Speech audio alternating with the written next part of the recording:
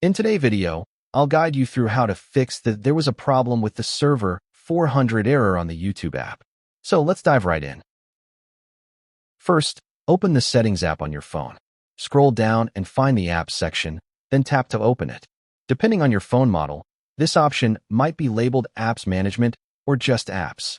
Once you're there, choose the app list and search for Google Play Services or Carrier Services, whichever appears on your device.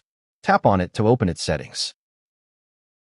Next, go to Storage Usage, and here you'll see the option to clear all data.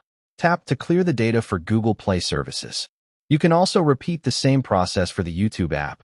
Open its settings, go to Storage, and clear all data. After that's done, restart the YouTube app and check if the error is gone. In most cases, this simple step resolves the issue right away. However, to make sure everything runs smoothly, it's also important to update the app.